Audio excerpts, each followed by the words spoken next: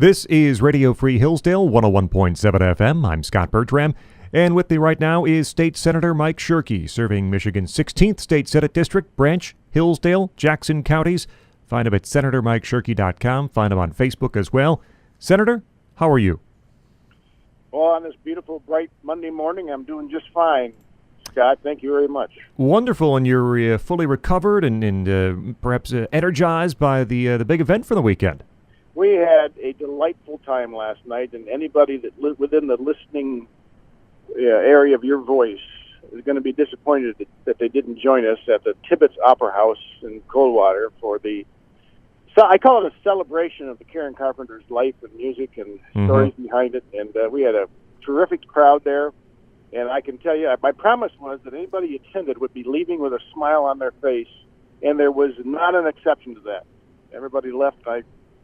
Representative Leutheuser and I kind of greeted people as they came in and as they left, and when they left, they all were grateful that they chose to do what I call the perfect date night, and just sit back and listen to reminisce about the old love songs from the 70s that you can understand every word that's being sung, and it was just a delightful night, and to a good cause. We raised a fair amount of money for the senior centers in both Branch and in Hillsdale County. So thanks for letting me share that on the radio.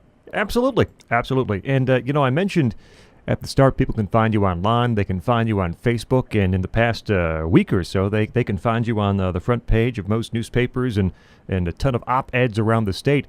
The Michigan Senate last week gave approval to a Medicaid work requirement bill that you're the chief sponsor on, and this was something that needs support from the House, of course, and then we'll go to the governor before it becomes law in any way. But this has been criticized in a number of places. A Free Press editorial called it nasty. There is a opinion piece at Michigan Public Radio saying that you have no heart, and Republicans in general, of course, have no heart at all by supporting this measure. Let's spend as much time as we need to during our conversation this week to explain a little bit better what this is about, what this will do. So the Senate approved this, 26-11 last week, and it's a bill that would require many, not all, many, to document at least 29 hours of work per week or job training or related education in order to qualify for Medicaid benefits. That's right, Scott, and I really appreciate allocating time for this because it's misrepresented by those who disagree with it. We have an obligation as a legislature, as a government, to make sure that we review our policies, procedures, laws that are in place to ensure that we're not unintentionally creating disincentives for people to enjoy the recovery of the economy that we are enjoying in Michigan. And it's not uniform; it's different in different parts of the state, but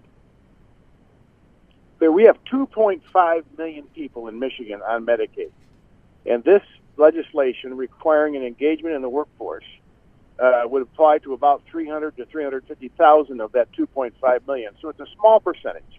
These are able-bodied folks, by definition, able-bodied folks who don't have disabilities, are low income or no income, and we're just saying we want to apply a similar requirement to continue to receive Medicaid as people who are on food stamps have to meet to receive food stamps, and that is to be engaged in the workforce, either by working or by doing training and education that will lead to a job that is in demand. And so the law that was passed out, the draft that was passed out of the Senate requires 29 hours, and I will stipulate to you in front of you and your entire audience that I never expected it. I don't expect it to stay at 29 hours. It'll go down closer to the hours required for food stamps, which is in the 20-hour range. But this is something we need to do. We have virtually every business that I'm aware of across the state is the number one problem is having access to people, and they have unfilled openings, and so we have to put a little shoulder behind these folks and say, I don't want to take their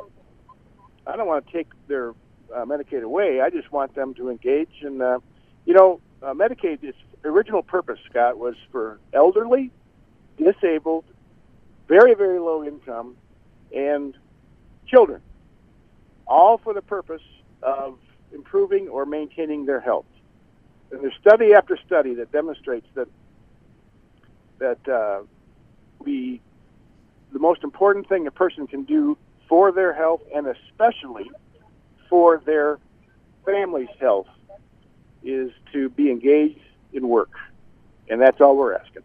And I think that's an explanation that goes to the fact that also that the people who have looked at it said that there's not necessarily going to be a monetary savings from the bill, or if anything, it will be a modest savings. So this is not a cost-cutting, slashing kind of bill. It's not meant to save the state, millions upon millions of dollars. There's a theory. And there's an argument at the core that goes to actually what's best for people. Right. And now I'm a betting man, and I believe that if you take 350,000 people and you encourage them to go out and work a little more than they're working now, that the probability is high that they're going to discover opportunities where they're going to be able to qualify, going to prove their value, prove their worth, and employers are going to want to hire them full time. In those cases, then, of course, they may no longer need Medicaid.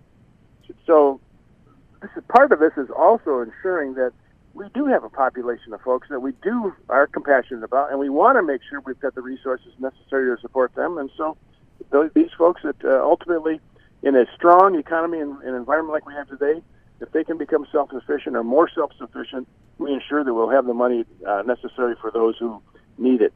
And by the way, to your point, I consider it would be a complete and total success if all 350,000 folks that would be eligible for this work requirement increase their work time 10 to 20 hours a week and remained on health Medicaid. Mm-hmm. It would be just a complete success.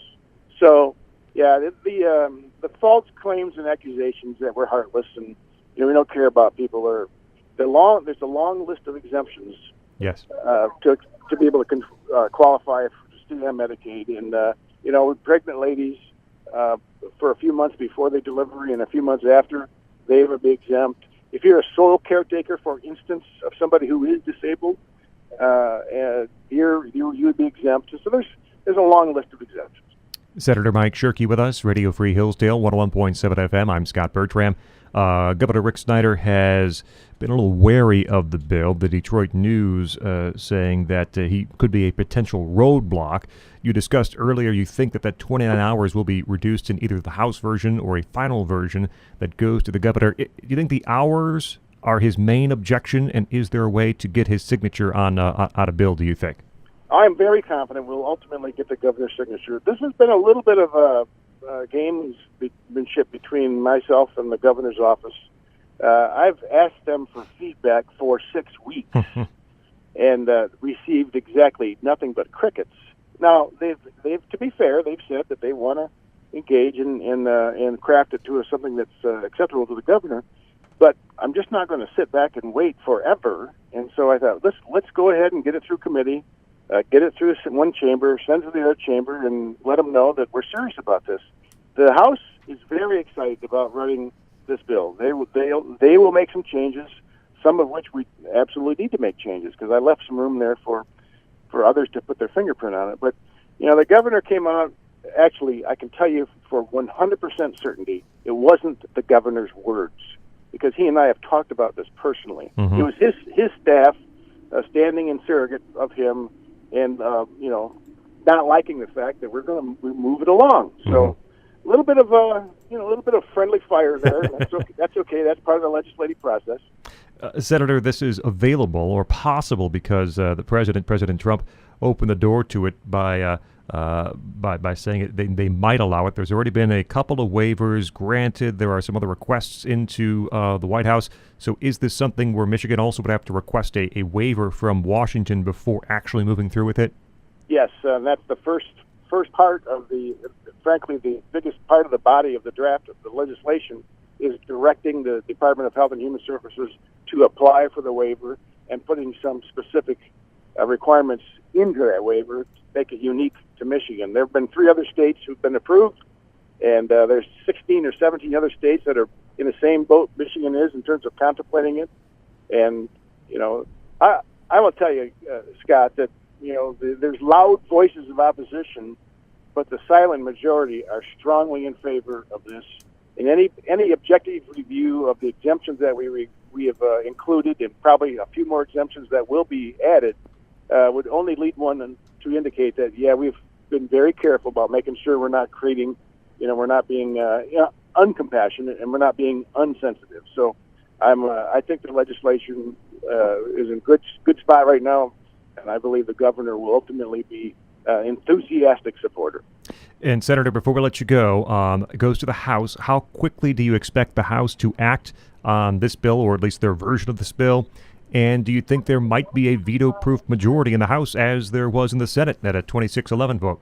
Yeah, I think that the House will take about 3 weeks or so. I don't have, as you know, any control over their schedule and their agenda, but based on conversations I've had with their leadership, I think it'll be in the House 3 weeks approximately.